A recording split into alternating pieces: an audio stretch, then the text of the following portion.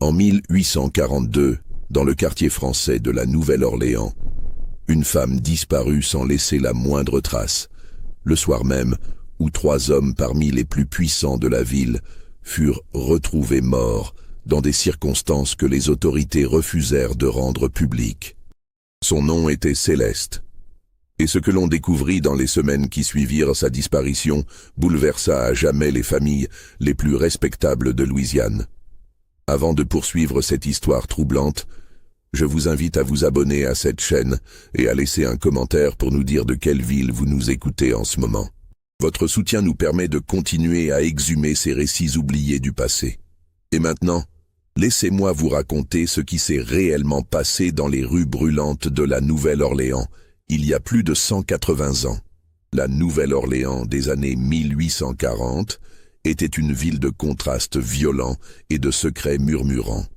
Située dans le delta du Mississippi, elle servait de carrefour entre le monde créole raffiné, les plantations brutales de canne à sucre et un commerce humain florissant qui enrichissait les familles établies depuis des générations. Les vapeurs du fleuve se mêlaient à l'odeur du magnolia et du jasmin dans les jardins clos, tandis que dans les marchés, les enchères d'êtres humains se déroulaient avec la même banalité que la vente de bétail. Le quartier français conservait alors son caractère colonial espagnol et français, avec ses balcons en fer forgé surplombant des rues étroites pavées de pierres inégales. Les maisons créoles, hautes et étroites, dissimulaient derrière leurs façades sobres des cours intérieures luxuriantes où les familles les plus anciennes cultivaient une vie sociale codifiée par des règles non écrites mais absolues. Dans ces demeures, le français restait la langue de l'élite, même si l'anglais gagnait du terrain depuis l'achat de la Louisiane par les États-Unis en 1803. C'était une époque où la Nouvelle-Orléans servait de plaque tournante pour le commerce du coton et de la canne à sucre, où les fortunes se faisaient et se défaisaient en une seule saison, où les duels réglaient les questions d'honneur au lever du soleil sous les chênes de City Park, et où le système esclavagiste constituait le fondement même de l'économie et de la structure sociale. Les gens de couleur libre formaient une classe intermédiaire complexe, parfois propriétaires eux-mêmes d'esclaves, naviguant dans un monde de nuances raciales et sociales que seuls les initiés comprenaient vraiment. Dans ce contexte, la maison Devereux occupait une position particulière. Située sur la rue Royale, non loin de la cathédrale Saint-Louis, cette demeure de 3 étages appartenait à Armand Devereux, un négociant prospère qui avait hérité de son père non seulement une fortune considérable bâtie sur le commerce du coton, mais également un réseau de relations s'étendant des plantations de Louisiane jusqu'au salon parisien. Veuf depuis 10 ans, Armand Devereux vivait avec sa fille unique, Margot, une jeune femme de 24 ans réputée pour sa beauté froide et son intelligence pénétrante. La maison elle-même reflétait le statut de son propriétaire. Au rez-de-chaussée, des pièces de réception au plafond haut accueillaient les visiteurs dans une atmosphère de luxe mesuré. Les murs étaient tapissés de papier importé de France. Les meubles provenaient des meilleurs ateliers de la ville, et les chandeliers en cristal de Bohême jetaient une lumière dorée sur les portraits de famille qui ornaient les murs. Au premier étage se trouvaient les chambres de la famille et au deuxième, sous les combles, les quartiers des domestiques. Mais c'était dans la dépendance, un bâtiment de 2 étages situé au fond de la cour intérieure, que logeaient les esclaves de la maison Devereux. Au nombre de 8, ils s'occupaient de la cuisine, du jardin, de la blanchisserie et de l'entretien général de la propriété. Parmi eux se trouvait Céleste. Personne ne savait exactement d'où venait Céleste. Elle était apparue dans la maison Devereux en 1839, 3 ans avant les événements qui nous intéressent. Armand Devereux l'avait achetée lors d'une vente privée, une transaction discrète qui n'avait pas eu lieu dans les espaces publics habituels du marché aux esclaves. Les rumeurs suggéraient qu'elle venait d'une plantation de la paroisse de Saint-Charles, mais d'autres murmuraient qu'elle avait été amenée directement d'Haïti, cette île maudite où les esclaves avaient osé se révolter et massacrer leur maître 40 ans plus tôt. Ce qui était certain, c'est que Céleste possédait une beauté qui troublait tous ceux qui la voyaient. Grande et élancée, elle avait une peau couleur de miel ambré, des yeux d'un vert émeraude extraordinaire et des traits d'une finesse qui aurait pu rivaliser avec n'importe quelle dame de la haute société créole. Ses cheveux longs et ondulés captaient la lumière comme du cuivre poli. Mais ce n'était pas seulement sa beauté physique qui intriguait. C'était la manière dont elle se mouvait, avec une grâce silencieuse qui semblait calculée. La façon dont elle baissait les yeux en présence des blancs, tout en laissant transparaître quelque chose d'indéchiffrable dans son regard, une intelligence peut-être, ou une connaissance secrète. Dans la maison d'Evreux, Céleste occupait une position ambiguë. Officiellement, elle servait de femme de chambre personnelle à Margot, s'occupant de sa garde-robe, de sa coiffure, et l'accompagnant lors de ses sorties. Mais les autres domestiques savaient qu'il y avait plus que cela. Céleste ne mangeait pas avec eux dans les quartiers des esclaves. Elle ne participait pas à leurs conversations le soir après le travail. Elle restait à l'écart, toujours présente, mais jamais vraiment là, comme si elle appartenait à un monde parallèle. Margot d'Evreux, de son côté, manifestait envers Céleste une dépendance qui dépassait la simple relation entre maîtresse et servante. Elle ne tolérait pas que quelqu'un d'autre s'occupe d'elle. Elle passait des heures dans sa chambre en compagnie de Céleste, à se faire coiffer, à essayer des robes, à discuter de sujets que personne d'autre n'entendait. Les domestiques racontèrent que parfois, tard dans la nuit, on pouvait voir de la lumière sous la porte de la chambre de Margot et entendre le murmure de deux voix féminines en conversation. Cette proximité inhabituelle alimentait les ragots dans le quartier français. Les dames de la société créole, jalouses de la beauté et de la fortune de Margot d'Evreux, ne manquaient pas de commenter l'influence excessive qu'une esclave semblait exercer sur elle. Certaines murmuraient que Céleste pratiquait le vaudou, cette religion africaine mêlée de catholicisme que les autorités tentaient vainement de réprimer. D'autres insinuaient que Margot, trop longtemps restée célibataire malgré les prétendants fortunés, cachait des penchants contre nature. Armand d'Evreux, conscient de ces rumeurs, avait à plusieurs reprises tenté de vendre Céleste ou de la remplacer par une servante plus conventionnelle. Mais à chaque fois, Margot s'y était opposée avec une violence inhabituelle. Elle, qui était généralement posée et contrôlée, entrait dans des colères noires à la simple suggestion de se séparer de Céleste. Finalement, Armand avait cédé, attribuant l'attachement de sa fille à un caprice féminin qu'il ne comprenait pas mais qu'il était prêt à tolérer pour préserver la paix domestique. Ce que personne ne savait, c'est que Céleste possédait effectivement un pouvoir, mais il n'avait rien de surnaturel, c'était le pouvoir de l'information. Pendant les 3 années qu'elle avait passées dans la maison d'Evreux, Céleste avait écouté, observé et mémorisé. Elle connaissait les secrets de la famille, les dettes cachées d'Armand, les affaires douteuses qu'il menait avec certains planteurs, les documents qu'il faisait disparaître avant les visites des contrôleurs fiscaux. Elle savait que Margot entretenait une correspondance secrète avec un homme marié, un avocat réputé nommé Charles Beaumont qui promettait de quitter sa femme mais ne le faisait jamais. Plus important encore, Céleste savait lire et écrire, compétence qu'elle avait acquise enfant dans des circonstances qu'elle ne révélait à personne. La nuit, pendant que la maison dormait, elle lisait les lettres et les documents qu'Armand laissait négligemment dans son bureau.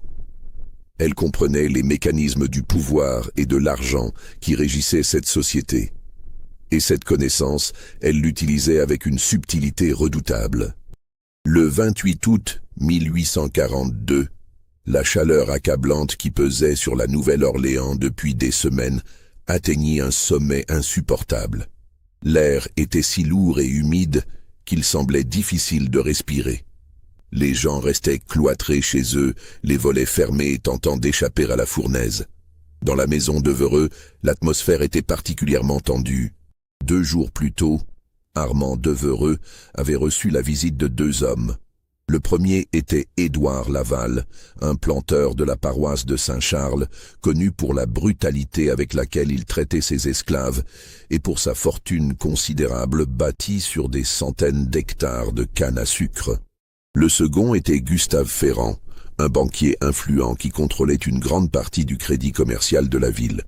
Ces deux hommes entretenaient avec Armand des relations d'affaires complexes, mais leur visite ce jour-là n'avait rien de routinier. Les domestiques qui servaient le café dans le salon avaient remarqué la tension inhabituelle. Les voix étaient basses, mais véhémentes. À un moment, Édouard Laval avait frappé du poing sur la table, faisant trembler les tasses. Armand avait fermé les portes et ordonné aux domestiques de ne pas s'approcher. La réunion avait duré plus de 3 heures. Céleste, qui circulait silencieusement dans la maison comme elle le faisait toujours, avait réussi à entendre des fragments de conversation. Il était question d'une dette, d'un accord qui n'avait pas été respecté, de documents compromettants qui pouvaient ruiner plusieurs familles s'ils étaient rendus publics. Elle avait entendu son propre nom mentionné, ce qui l'avait surprise et alarmée. Le soir même, après le départ des visiteurs, Armand avait convoqué Céleste dans son bureau. C'était la première fois qu'il lui parlait directement depuis des mois. Son visage était pâle, ses mains tremblaient légèrement. « Tu vas devoir partir », lui avait-il dit sans préambule. « J'ai conclu un arrangement. Tu seras transféré à la plantation de Monsieur Laval demain matin. » Céleste avait gardé le silence, les yeux baissés comme il était attendu d'elle.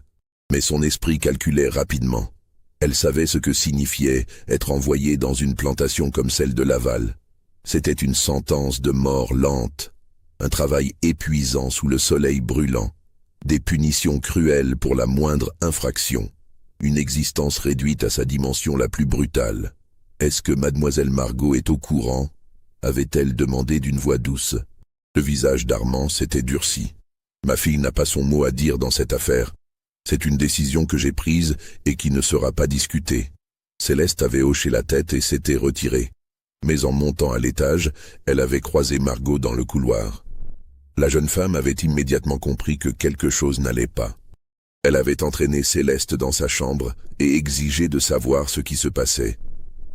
Quand Céleste lui avait expliqué la situation, le visage de Margot était devenu livide, puis rouge de colère. « Mon père n'a pas le droit », avait-elle sifflé entre ses dents. « Tu es ma propriété autant que la sienne, il ne peut pas te vendre sans mon consentement. »« Également, mademoiselle, tout ce qui est dans cette maison appartient à votre père », avait répondu Céleste avec calme, « y compris moi. » Margot avait fait les 100 pas dans sa chambre, les poings serrés, cherchant une solution. Finalement, elle s'était tournée vers Céleste avec une détermination farouche. « Nous allons l'empêcher. Je connais des secrets sur mon père qu'il ne voudrait pas voir révélés. Je vais le menacer de tout dire à ses associés, à la société, s'il persiste dans cette idée absurde. » Mais Céleste avait secoué la tête. « Votre père est désespéré, mademoiselle. Les hommes désespérés font des choses imprévisibles. Si vous le menacez, vous ne ferez qu'empirer la situation. »« Alors que proposes-tu » avait demandé Margot, et pour la première fois, il y avait une note de déférence dans sa voix, comme si elle reconnaissait implicitement que Céleste possédait une intelligence supérieure à la sienne dans ce type de situation. Ce qui s'était dit ensuite entre les deux femmes cette nuit-là, personne ne le savait avec certitude. Mais le lendemain matin, 2 événements se produisirent presque simultanément. À l'aube, Édouard Laval fut retrouvé mort dans sa chambre d'hôtel de la rue Chartres. Il était allongé sur son lit, les yeux ouverts, une expression de surprise figée sur son visage. Le médecin appelé en urgence diagnostiqua une crise cardiaque, ce qui n'était pas surprenant pour un homme de 58 ans, connu pour sa corpulence et son tempérament sanguin. Mais ce qui était étrange, c'était la fiole vide retrouvée sur la table de chevet, une petite bouteille de verre bleu qui avait contenu un liquide dont l'odeur rappelait vaguement les amandes amères. Quelques heures plus tard, alors que la nouvelle de la mort de Laval commençait à circuler dans le quartier français, le corps de Gustave Ferrand fut découvert dans son bureau de la rue Toulouse. Lui aussi était mort pendant la nuit. Sa secrétaire, en arrivant le matin, l'avait trouvé effondré sur son bureau, la plume encore à la main. Sur le papier devant lui, une lettre inachevée qui commençait par les mots « Si quelqu'un trouve ce message, sachez que je… » La suite était illisible, barbouillée d'encre. 2 morts en une nuit. 2 hommes qui avaient été vus ensemble la veille chez Armand Devreux. Les autorités dans une ville où les duels et les morts violentes n'étaient pas rares, ne firent pas immédiatement le lien. Les 2 décès furent enregistrés comme des morts naturelles, attaque cardiaque pour l'un, apoplexie pour l'autre. Mais dans l'après-midi du 29 août, un 3e événement vint compliquer la situation de manière dramatique. Armand Devereux ne descendit pas pour le déjeuner, ce qui n'était pas inhabituel. Mais quand la nuit tomba, et qu'il ne répondit toujours pas aux appels répétés des domestiques, Margot demanda qu'on force la porte de sa chambre. Ce qu'on y découvrit glaça le sang de tous les présents. Armand était recroquevillé dans un coin de sa chambre, tremblant de tous ses membres, les yeux exorbités, marmonnant des paroles incohérentes. Quand Margot s'approcha de lui, il hurla et tenta de se recroqueviller davantage, comme s'il cherchait à s'enfoncer dans le mur. Il fallut 3 hommes pour le maîtriser et l'allonger sur son lit. Le médecin de famille, le docteur Roussel, fut appelé d'urgence. Après un examen approfondi, son diagnostic fut sombre. Armand Devereux avait sombré dans une forme de démence aiguë, probablement causée par un choc émotionnel intense ou peut-être par un empoisonnement progressif. Le médecin nota des symptômes troublants: pupilles dilatées, transpiration excessive, hallucinations visuelles et auditives, perte complète de la raison. « Votre père devra être interné », dit le docteur Roussel à Margot. « Il représente un danger pour lui-même et potentiellement pour les autres. Il existe un établissement à Mandeville, de l'autre côté du lac Pontchartrain, où les cas difficiles comme celui-ci peuvent être traités avec discrétion. » Margot, le visage pâle mais la voix ferme, accepta immédiatement. Les arrangements furent pris pour qu'Armand soit transféré dès le lendemain dans cet asile privé où les familles fortunées cachaient à leurs membres devenus gênants. Mais ce qui troublait le plus le docteur Roussel, bien qu'il n'en dise rien à Margot, c'étaient les paroles qu'Armand répétait sans cesse dans son délire. Un seul nom, prononcé avec une terreur absolue: Céleste. Et une phrase qu'il répétait comme une litanie: « Elle sait tout, elle va tout révéler, elle nous tue un par un. » Ce soir-là, alors que la maison Devereux était plongée dans le chaos, que les domestiques chuchotaient dans les coins sombres et que Margot donnait des ordres pour préparer le départ de son père, quelqu'un remarqua enfin l'absence de Céleste. Elle n'était nulle part dans la maison. Sa chambre dans la dépendance était vide, son lit défait, comme si elle s'était levée normalement le matin. Aucun de ses rares effets personnels ne manquait. Ses 2 robes étaient toujours suspendues à leur place. Ses chaussures étaient rangées sous le lit. Il n'y avait aucun signe de fuite préméditée. Céleste avait simplement disparu, comme si elle s'était évaporée dans l'air étouffant de cette journée d'août. Si cette histoire vous donne déjà des frissons, je vous invite à laisser un j'aime et à commenter ce que vous pensez qu'il est arrivé à Céleste. A-t-elle fui? A-t-elle été enlevée? Ou quelque chose de plus sinistre s'est-il produit? Continuons maintenant à démêler ce mystère qui ne fait que commencer. Dans les jours qui suivirent la disparition de Céleste et les morts mystérieuses, la Nouvelle-Orléans fut parcourue de rumeurs contradictoires. Le chef de la police, un homme nommé Jacques Hébert, lança une enquête discrète, conscient que 3 événements aussi étranges, touchant des hommes aussi puissants, ne pouvaient être une simple coïncidence. Mais son investigation se heurta immédiatement à des obstacles inattendus. Quand il voulut interroger Armand Devereux, on lui répondit que le malade était dans un état catatonique et incapable de communiquer. Quand il demanda à examiner les effets personnels de Laval et Ferrand, il découvrit que plusieurs documents avaient mystérieusement disparu de leurs bureaux respectifs. Quand il voulut questionner les domestiques de la maison Devereux, il constata qu'ils semblaient avoir reçu des instructions strictes de ne rien dire. Seule Margot Devereux accepta de lui parler dans le salon tendu de soie de sa demeure. Assise très droite sur son fauteuil, vêtue de noir en signe de deuil pour son père vivant mais perdu, elle répondit aux questions du chef Hébert avec une précision qui le troubla. « Mademoiselle, quand avez-vous vu Céleste pour la dernière fois ?»« La veille au soir, vers 22 heures. Elle m'aidait à me préparer pour la nuit, comme elle le faisait toujours. »« Comment était son comportement ?»« Normal, calme, efficace, silencieuse comme à son habitude. Aviez-vous remarqué quelque chose d'inhabituel dans les jours précédents? Margot hésita une fraction de seconde, un détail que Hébert nota mentalement. Mon père avait décidé de la vendre à Monsieur Laval. Céleste en avait été informée la veille de sa disparition.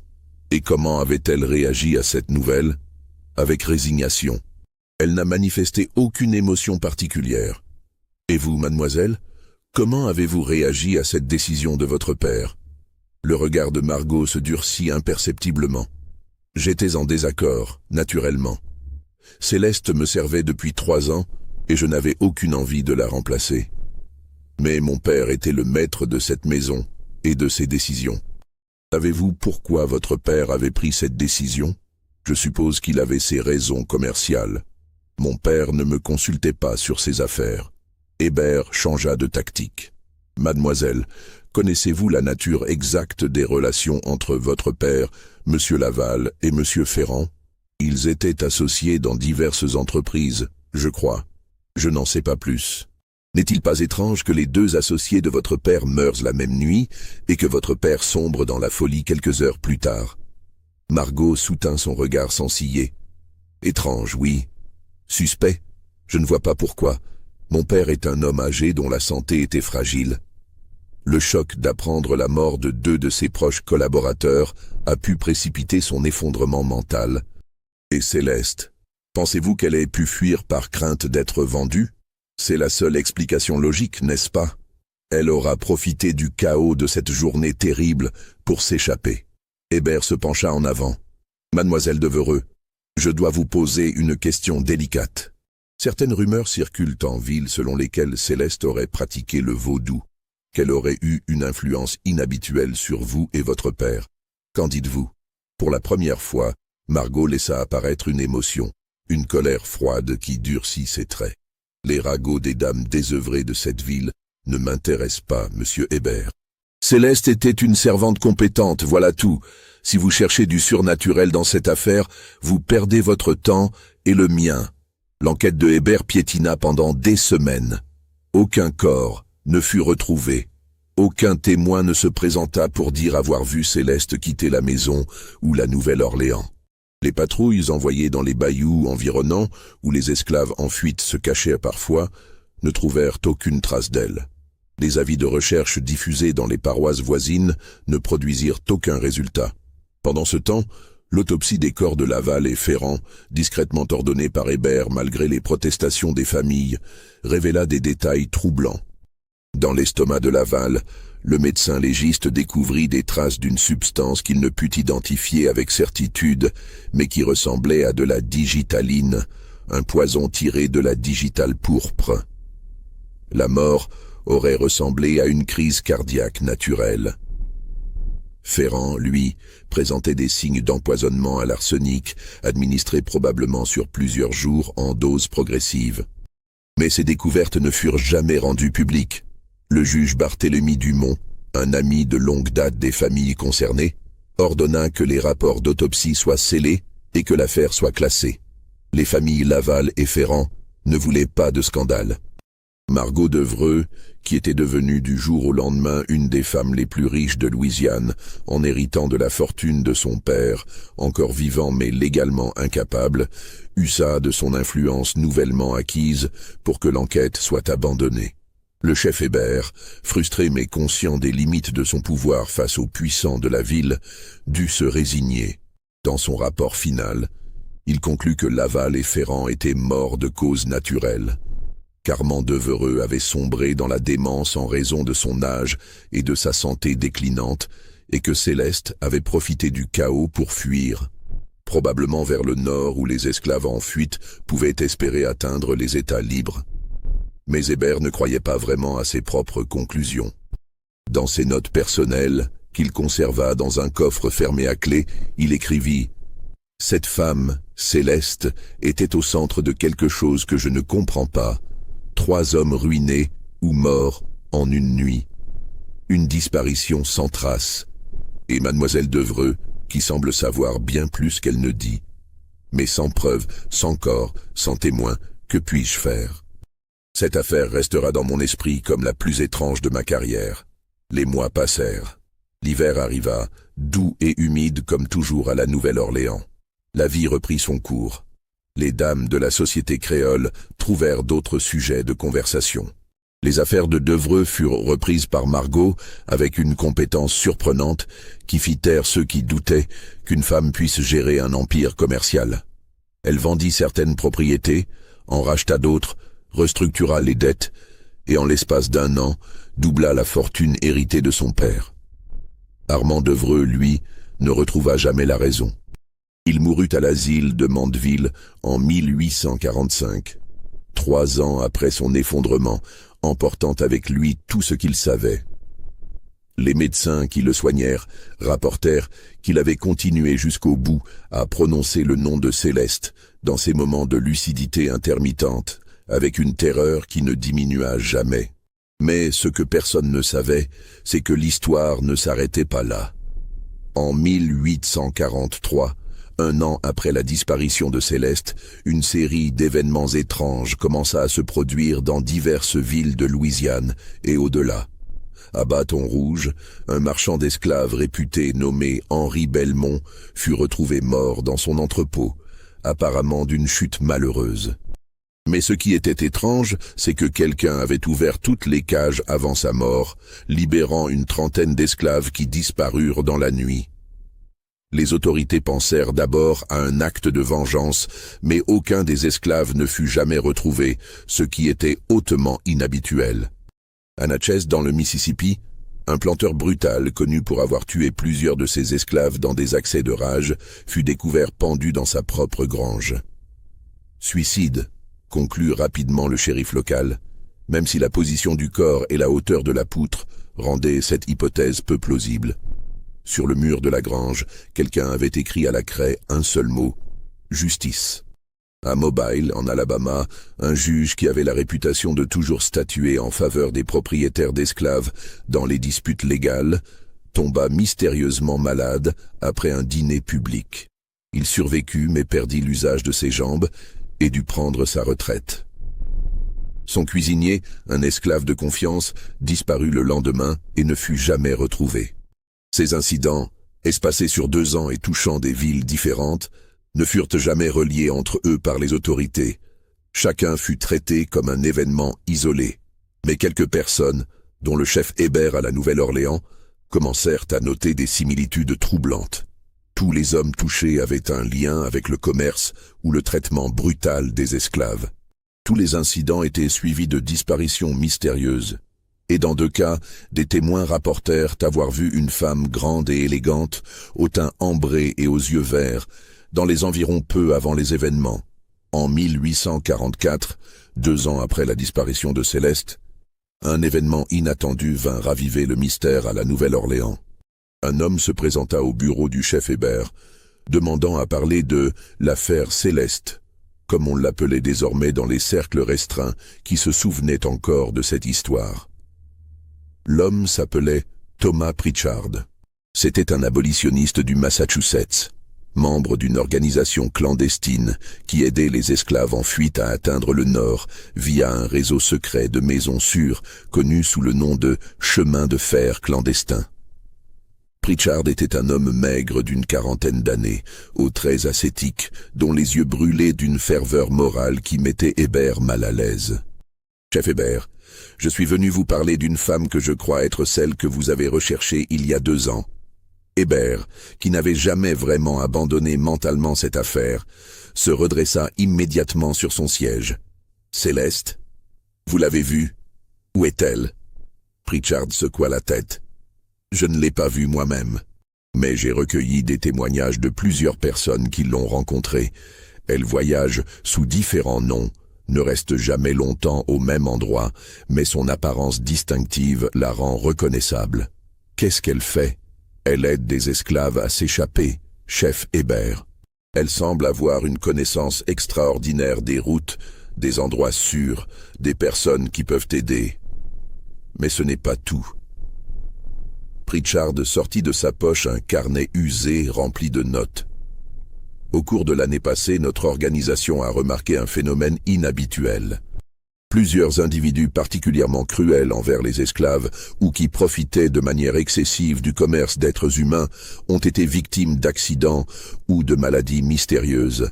Nous n'encourageons pas la violence, chef Hébert, mais je dois admettre que ces événements ont sauvé des vies et découragé certains des pires abus. Et vous pensez que Céleste est responsable de ces incidents?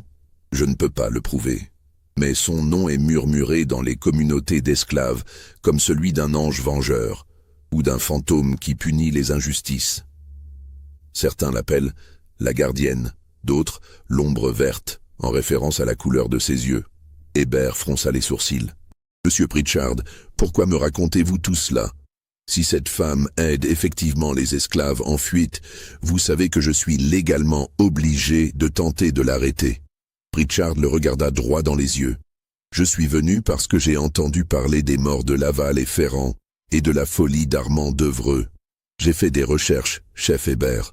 Ces 3 hommes n'étaient pas seulement des propriétaires d'esclaves ordinaires. Ils étaient impliqués dans quelque chose de beaucoup plus sombre. » Il sortit d'autres papiers de son sac. Édouard Laval gérait une des plantations les plus brutales de Louisiane. Mais ce que peu de gens savaient, c'est qu'il achetait également des esclaves spécifiquement pour les revendre à des maisons closes spécialisées, des établissements où les femmes de couleur étaient forcées à la prostitution. Gustave Ferrand finançait ces opérations et blanchissait l'argent à travers ses banques. Et Armand Devreux servait d'intermédiaire, identifiant les femmes les plus belles lors des ventes aux enchères et les orientant vers ce réseau clandestin. Hébert sentit son estomac se serrer.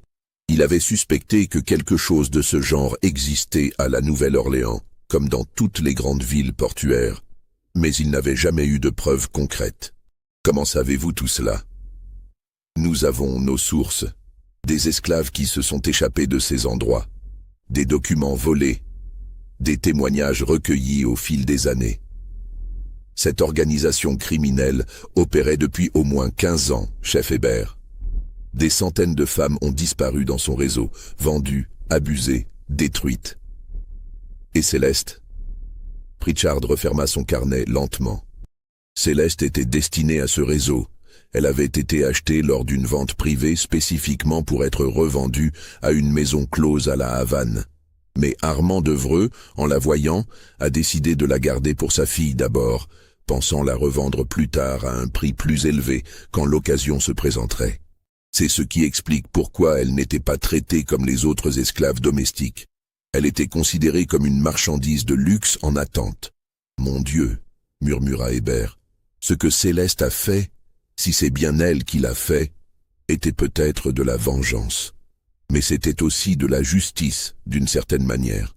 En éliminant ces 3 hommes, elle a démantelé tout le réseau. Sans Ferrand pour le financement, sans Devreux pour l'intermédiation et sans Laval pour la logistique, l'organisation s'est effondrée. Les maisons closes ont fermé. Les femmes qui y étaient retenues ont été dispersées ou libérées lors de raids ultérieurs. » Hébert resta silencieux un long moment, digérant ces informations. « Monsieur Pritchard, si ce que vous me dites est vrai, pourquoi ne portez-vous pas ces accusations devant un tribunal? Parce que tous les principaux acteurs sont morts ou fous, et parce que les preuves que nous avons ne seraient jamais admises dans un tribunal du Sud. Parce que révéler toute l'histoire impliquerait des dizaines de familles respectables qui ont profité de ce commerce. Parce que la justice officielle, dans ce cas, est impossible. Alors pourquoi me le dire à moi? Parce que vous méritez de savoir la vérité sur l'affaire que vous n'avez jamais pu résoudre, et parce que je veux que vous sachiez que Céleste, où qu'elle soit maintenant, n'est pas simplement une esclave en fuite ou une meurtrière. Elle est quelque chose de beaucoup plus complexe. Après le départ de Pritchard, Hébert passa des semaines à vérifier discrètement les informations qui lui avaient été données. Ce qu'il découvrit confirma les accusations de l'abolitionniste. Il trouva des traces de transactions bancaires suspectes entre les comptes de Ferrand et divers établissements douteux. Il interrogea discrètement d'anciennes prostituées qui mentionnèrent avoir vu des femmes de couleur amenées de force dans certains établissements, puis disparaître mystérieusement. Il découvrit que plusieurs propriétés appartenant à Laval avaient servi de point de transit pour ce trafic. Mais il découvrit également quelque chose d'encore plus troublant. En fouillant dans les archives de la maison Devereux, avec la permission réticente de Margot, il tomba sur un journal intime que personne n'avait remarqué auparavant. C'était le journal d'Armand Devereux lui-même, caché dans un double fond de son bureau.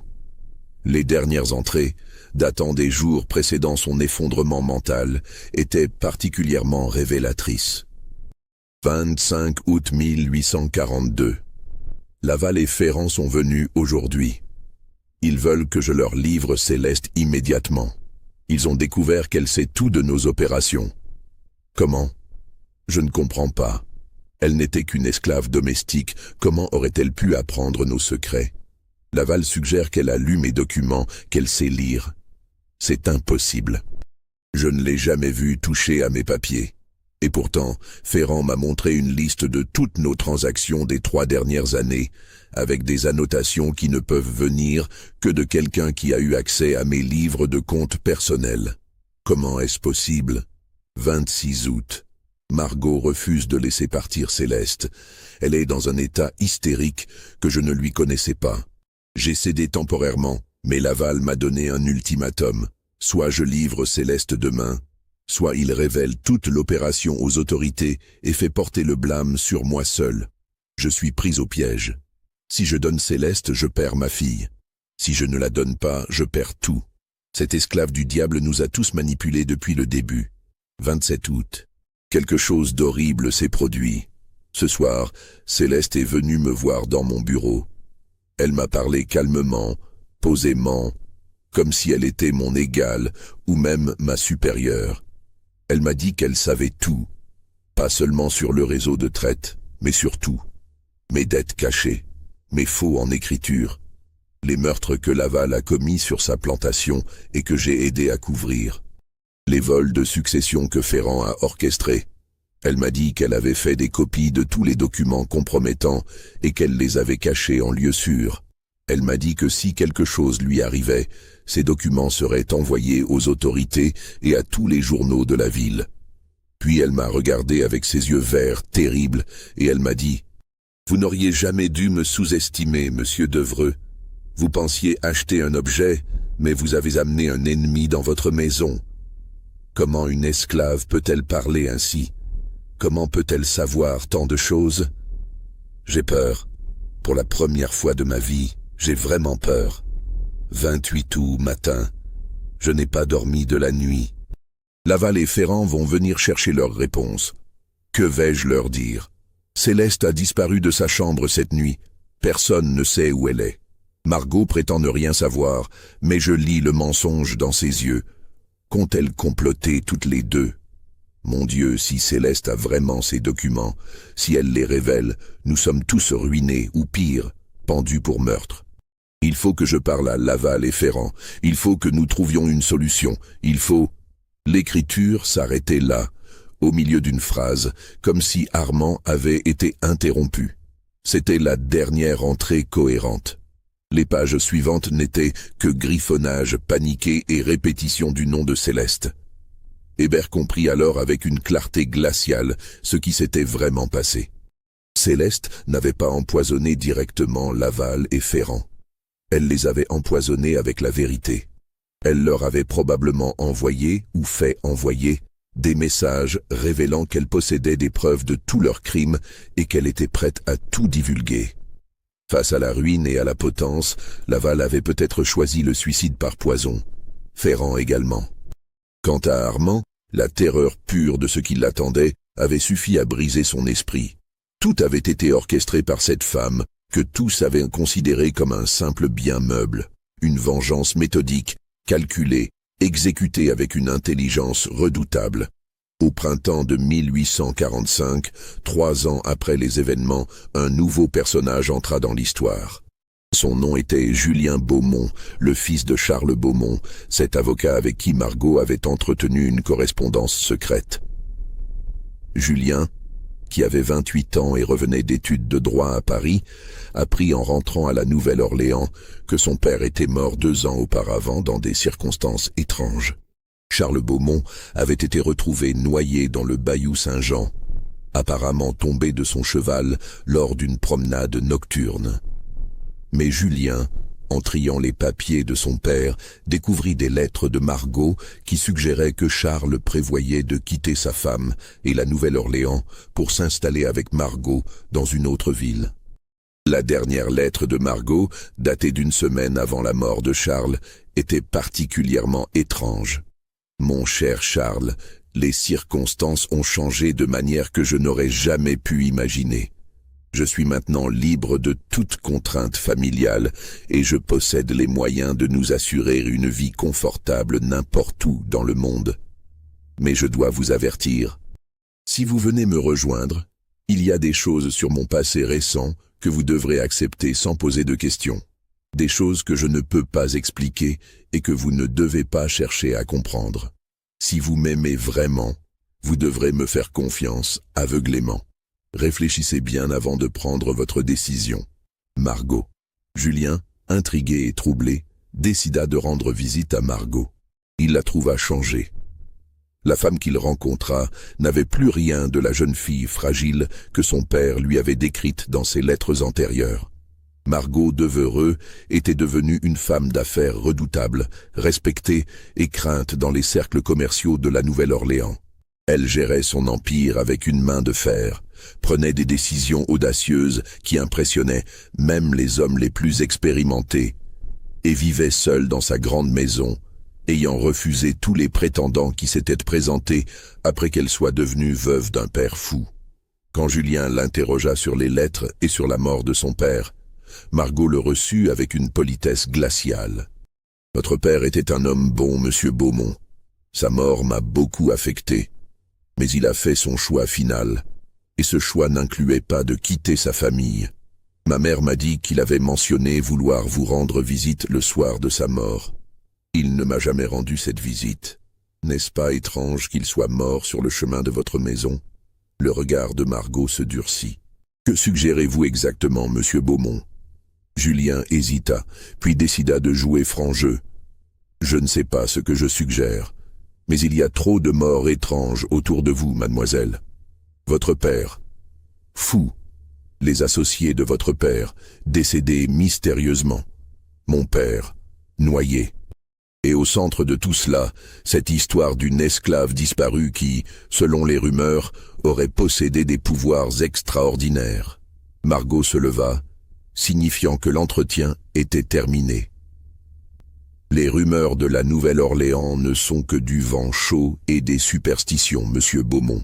Si vous cherchez des explications surnaturelles à des tragédies ordinaires, vous perdez votre temps. Votre père est mort dans un accident. Les associés de mon père sont morts de causes naturelles ou se sont suicidés sous le poids de leurs propres crimes. Quant à Céleste, elle n'était qu'une esclave qui a profité du chaos pour s'échapper. Si vous voulez honorer la mémoire de votre père, je vous suggère de laisser le passé tranquille. » Mais Julien ne pouvait pas laisser le passé tranquille. Il commença sa propre enquête, questionnant d'anciennes connaissances de son père, parlant aux domestiques qui avaient servi chez les Devereux, recherchant le chef Hébert, qui lui raconta ce qu'il savait de l'affaire. Un soir, alors qu'il examinait les papiers de son père dans le bureau familial, Julien découvrit quelque chose d'extraordinaire caché dans un livre évidé. Un paquet de lettres qui n'étaient pas de Margot, mais de Céleste elle-même. Charles Beaumont et Céleste avaient correspondu secrètement. Les lettres révélaient une histoire que Julien n'aurait jamais pu imaginer. Céleste écrivait à Charles parce qu'il était un des rares avocats de la Nouvelle-Orléans qui avait secrètement des sympathies abolitionnistes. Elle lui demandait des conseils légaux sur les droits des esclaves, sur les procédures d'affranchissement, sur les moyens de prouver des crimes commis contre des personnes de couleur. Dans une lettre datée de juin 1842, 2 mois avant sa disparition, Céleste avait écrit « Monsieur Beaumont, je vous écris au risque de ma vie pour vous informer d'une organisation criminelle qui opère à la Nouvelle-Orléans depuis des années. Les hommes que je vais nommer sont impliqués dans un trafic d'êtres humains destiné à la prostitution forcée. Édouard Laval, Gustave Ferrand et mon propre propriétaire, Armand Devreux. J'ai copié des documents qui prouvent leurs crimes, des noms de victimes, des transactions financières, tout, mais je ne sais pas comment procéder. Si je vais voir les autorités directement, je serai ignoré ou puni pour avoir osé accuser des hommes blancs. Si je m'enfuis avec ces documents, ils ne serviront à rien si personne ne les lit. J'ai besoin de votre aide pour faire éclater la vérité, de manière à ce qu'elle ne puisse pas être étouffée. Pouvez-vous me conseiller ? La réponse de Charles, datée d'une semaine plus tard, était prudente.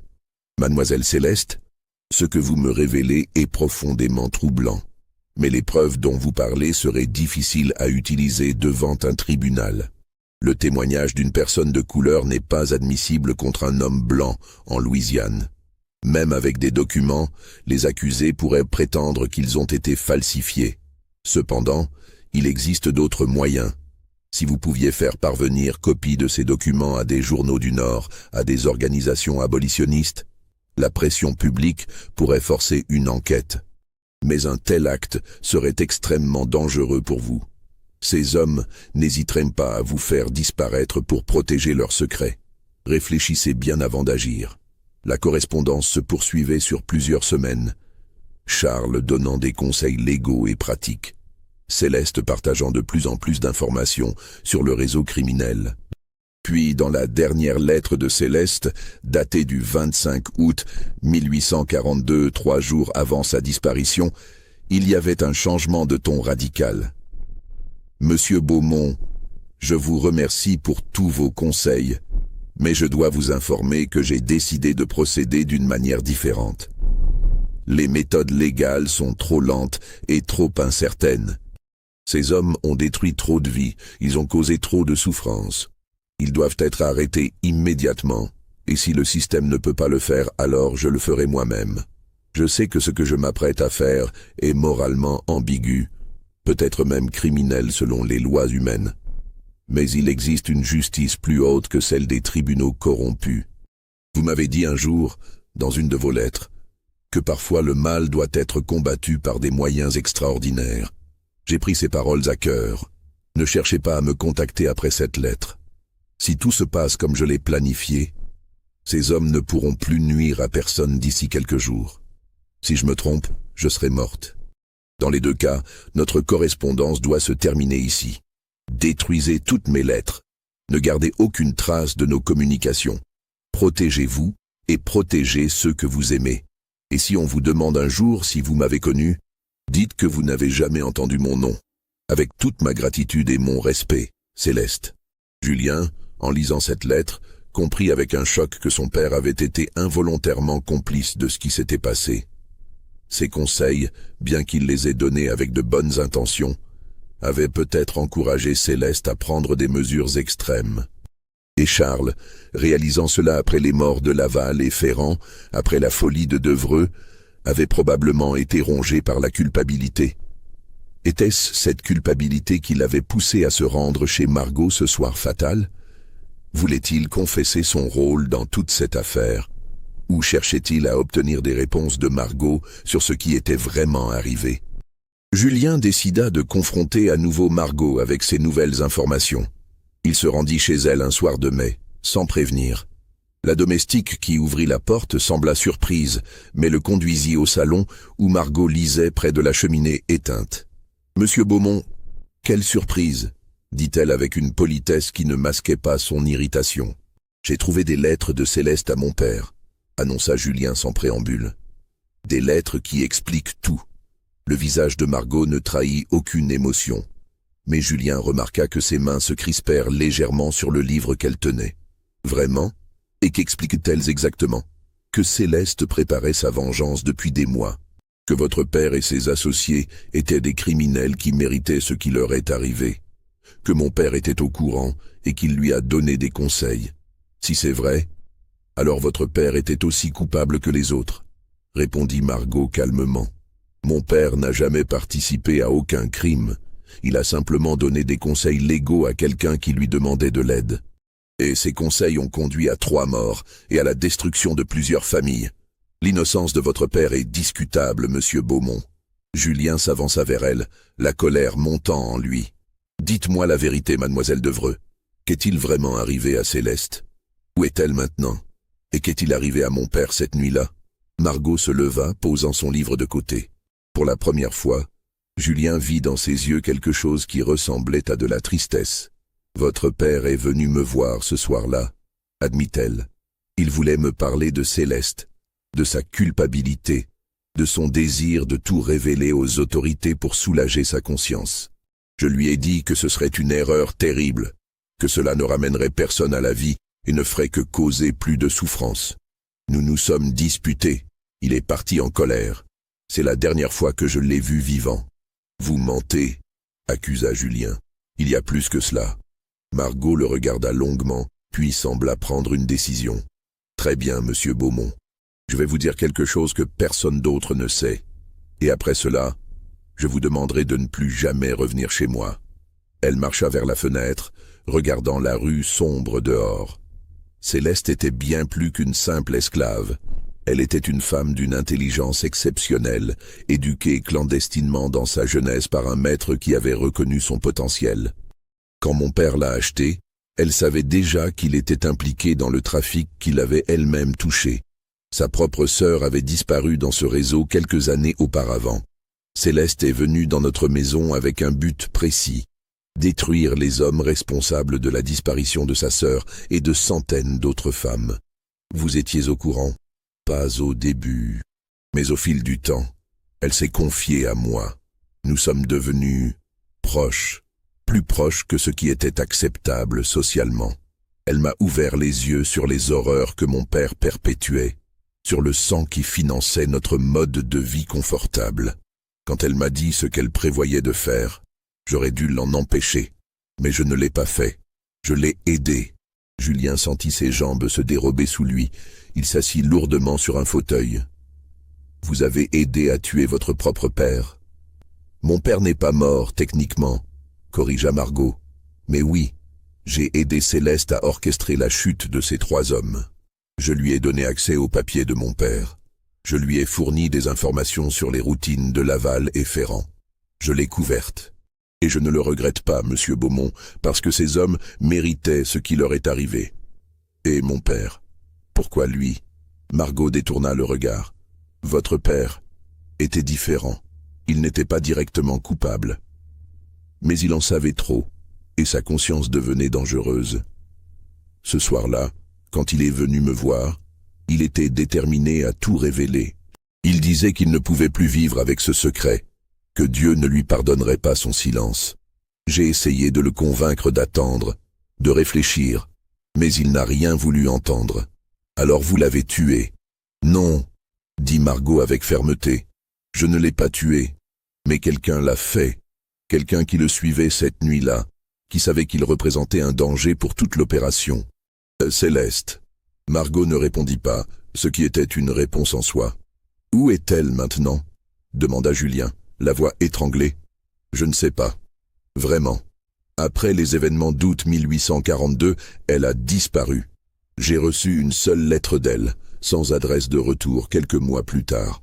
Elle me disait qu'elle était en sécurité, qu'elle continuait son travail ailleurs, qu'elle ne reviendrait jamais à la Nouvelle-Orléans.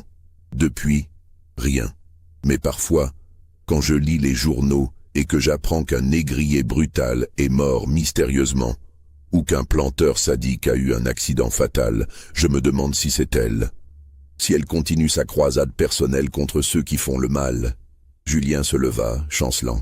« Vous devriez être en prison. Vous êtes complice de meurtre. »« Peut-être, » admit Margot, « mais vous n'avez aucune preuve.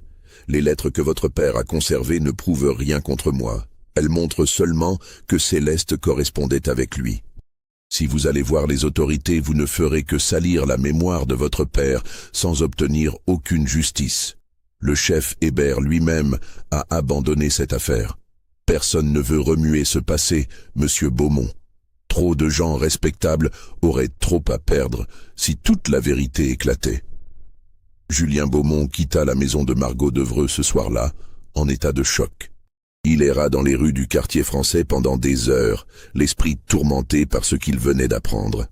Son père, l'homme qu'il avait idéalisé toute sa vie, avait été mêlé à une affaire sordide de vengeance et de meurtre.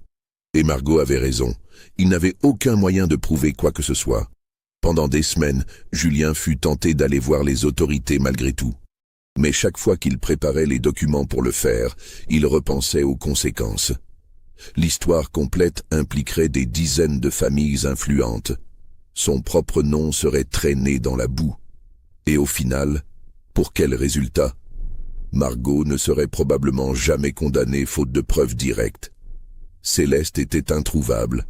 Les véritables criminels étaient déjà morts ou fous. Finalement, Julien prit une décision. Il ne pouvait pas changer le passé, mais il pouvait essayer de comprendre toute l'histoire. Il consacra les mois suivants à reconstituer minutieusement chaque élément de l'affaire, interrogeant tous ceux qui avaient connu Céleste, Margot, son père, les 3 hommes morts. Il réunit un dossier complet de l'affaire, incluant tous les documents qu'il avait trouvés.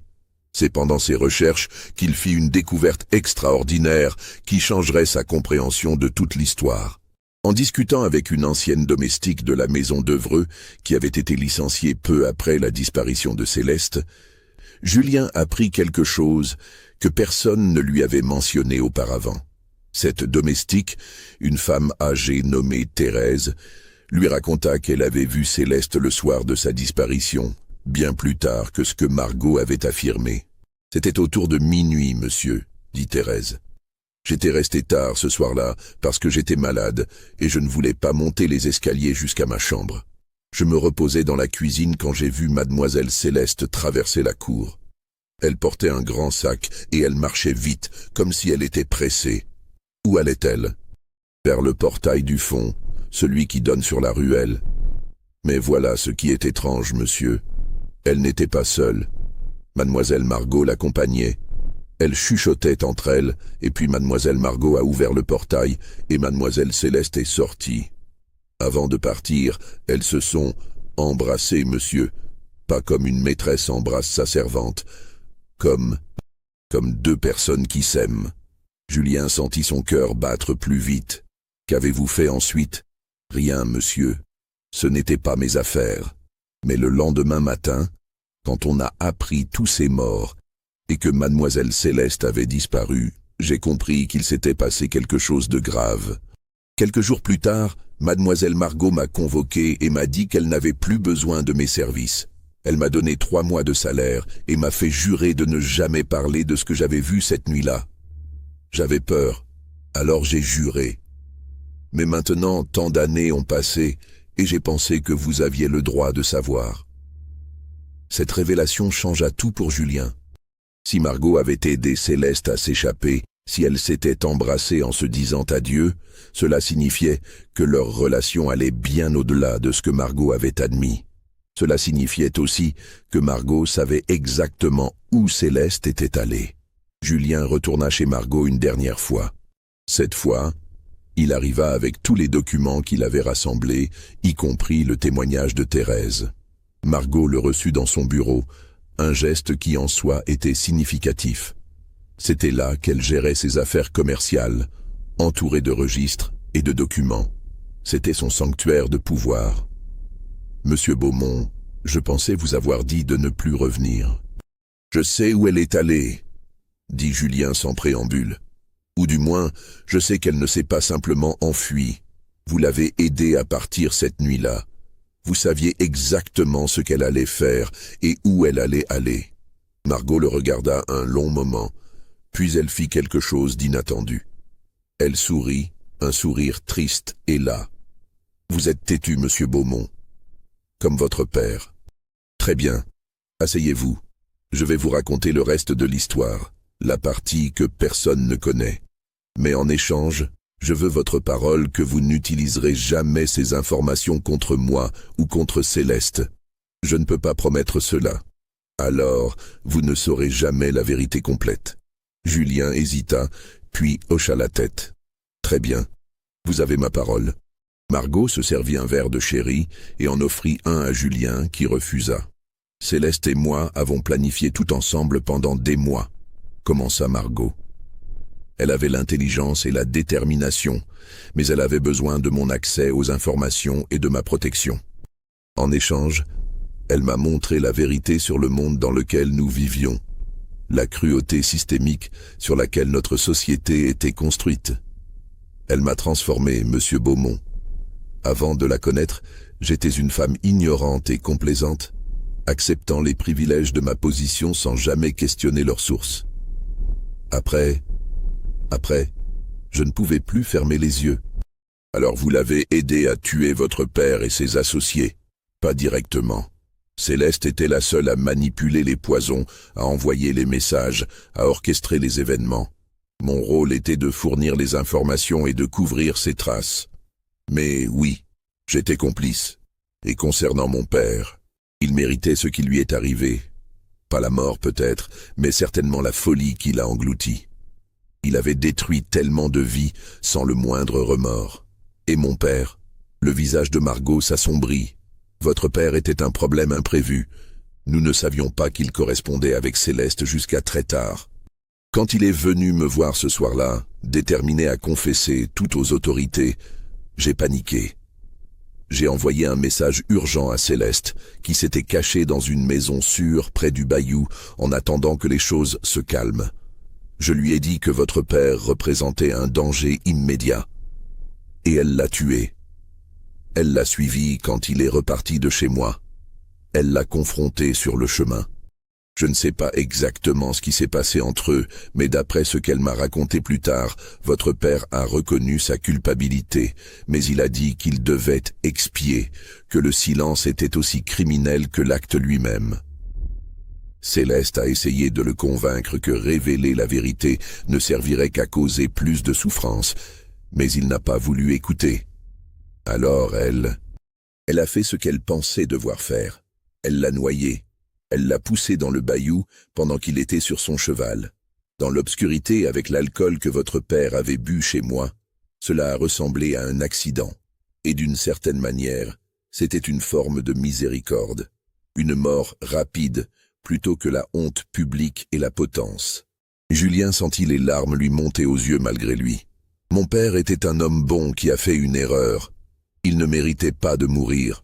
Non, admit Margot. Il ne méritait pas. Et Céleste le sait. C'est cette mort, plus que toutes les autres, qui l'a hanté.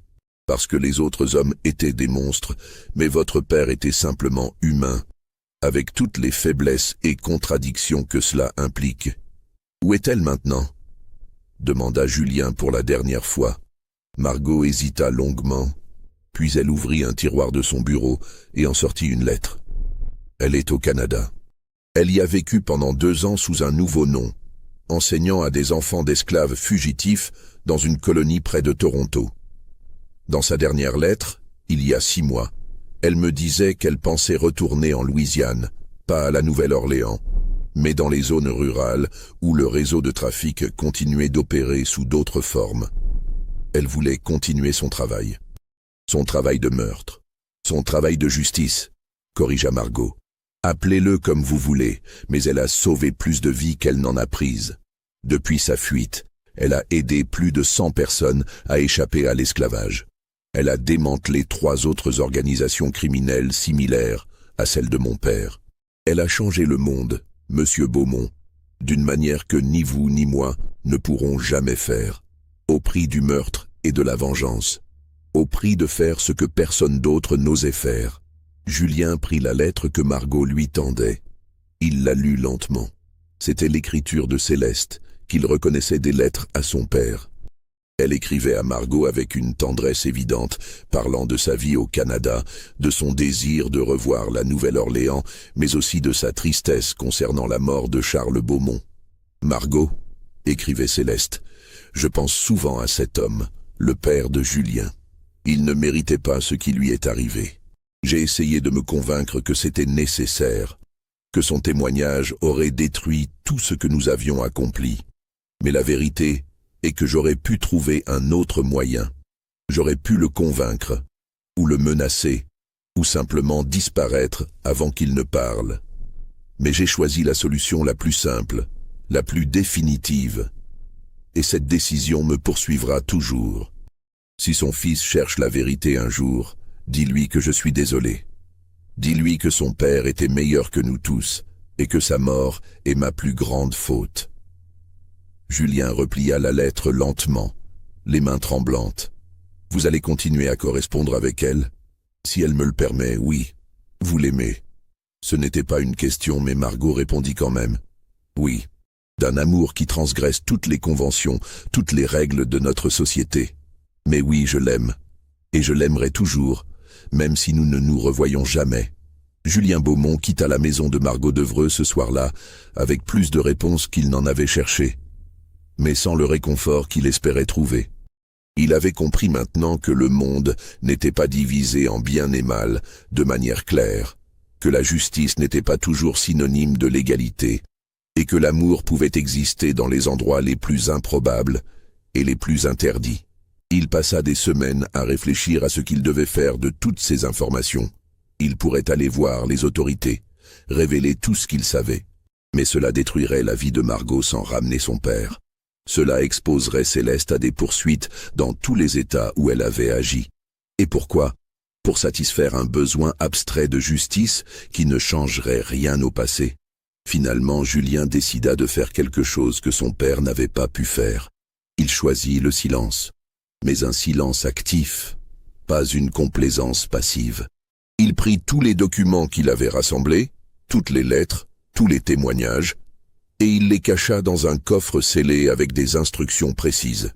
Si jamais Margot ou Céleste utilisaient leurs connaissances ou leurs méthodes pour faire du mal à des innocents, ces documents seraient rendus publics. Mais tant qu'elles s'en tenaient à combattre les véritables criminels, ils garderaient leur secret.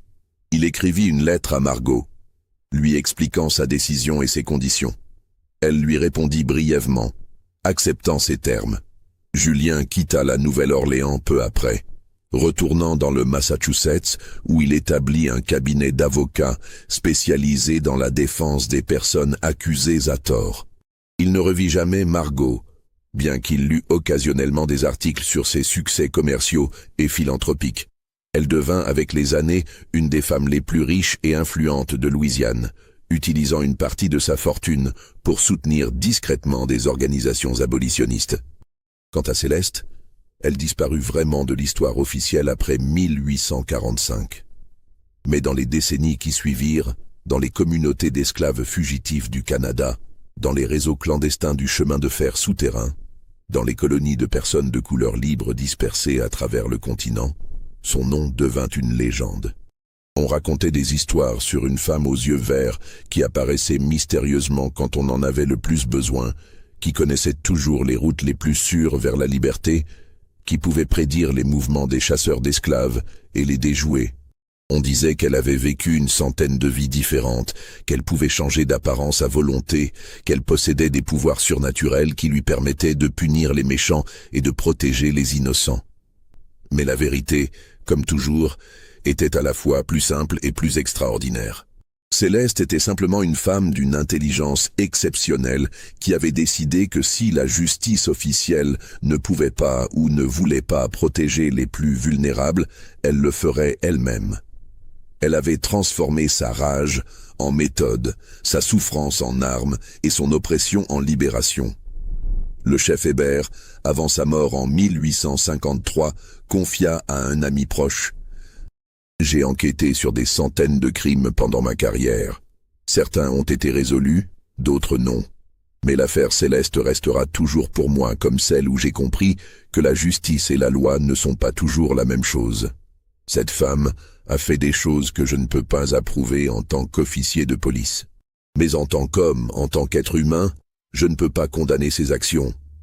Elle a fait ce que notre système refusait de faire.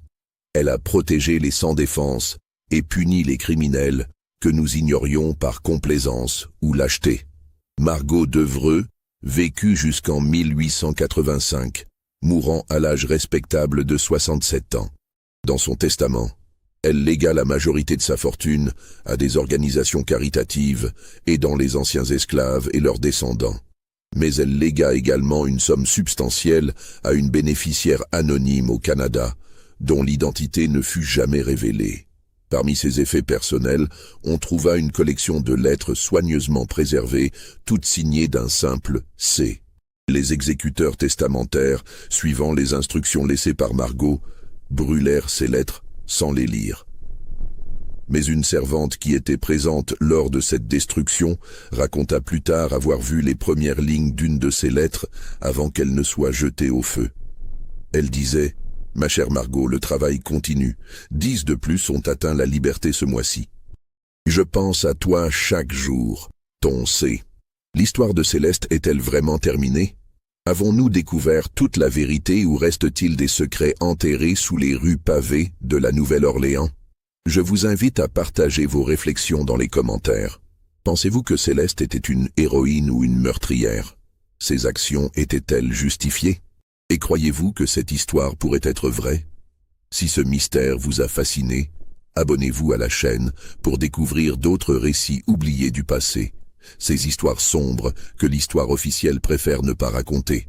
Partagez cette vidéo avec ceux qui apprécient les mystères historiques authentiques et troublants. Et n'oubliez pas, parfois, la vérité est plus étrange et plus terrible que n'importe quelle fiction. Il existe une dernière pièce à cette histoire, une note finale qui laisse la porte ouverte au mystère. En 1923, 80 ans après la disparition de Céleste, un historien de la Nouvelle-Orléans nommé Robert Fontaine tomba par hasard sur un vieux journal intime dans une vente aux enchères de biens immobiliers. C'était le journal de Jacques Hébert, le chef de police qui avait enquêté sur l'affaire originale. Dans les dernières pages, datées de 1852, un an avant sa mort, Hébert avait écrit une entrée troublante. Aujourd'hui, quelque chose d'extraordinaire s'est produit. J'étais au marché français, achetant des provisions, quand j'ai vu une femme qui m'a figé sur place. Elle était grande, élégante, avec une peau couleur de miel et des yeux verts extraordinaires. Elle devait avoir une quarantaine d'années, mais elle se mouvait avec la grâce d'une femme beaucoup plus jeune. Pendant un instant, nos regards se sont croisés, et j'ai vu dans ses yeux une intelligence pénétrante, et quelque chose d'autre, une reconnaissance peut-être. Elle portait des vêtements de femme libre, bien coupés et de bonne qualité. Elle était accompagnée d'un homme blanc, qui semblait être son époux, et de 2 enfants métis magnifiques. Il parlait en français avec un accent du Nord, peut-être du Canada. J'ai voulu m'approcher, lui parler, lui demander son nom. Mais quelque chose m'a retenu, la sagesse peut-être, ou la lâcheté. Au moment où je me décidais finalement à la suivre, elle avait disparu dans la foule, comme si elle n'avait jamais été là. Était-ce elle? Était-ce Céleste, revenue après toutes ces années? Ou était-ce simplement une ressemblance troublante, une hallucination d'un vieil homme obsédé par une affaire non résolue? Je ne le saurais jamais. Mais si c'était elle, cela signifie qu'elle a réussi. Elle a échappé au passé. Elle s'est construit une nouvelle vie. Elle a trouvé une forme de paix. Et dans ce cas, qui suis-je pour troubler cette paix en cherchant à résoudre un mystère qui est peut-être mieux laissé non résolu? Certaines histoires ne sont pas faites pour avoir une fin claire. Certaines vérités sont plus puissantes quand elles restent dans l'ombre, suggérées plutôt que proclamées. L'affaire Céleste restera pour moi comme l'exemple parfait de cette vérité, que parfois, ne pas savoir avec certitude est la forme de connaissance la plus profonde. Cette dernière entrée du journal de Hébert ne prouve rien de manière définitive, mais elle laisse la possibilité tantalisante que Céleste ait non seulement survécu, mais qu'elle ait réussi ce que très peu d'esclaves fugitifs accomplissaient à cette époque.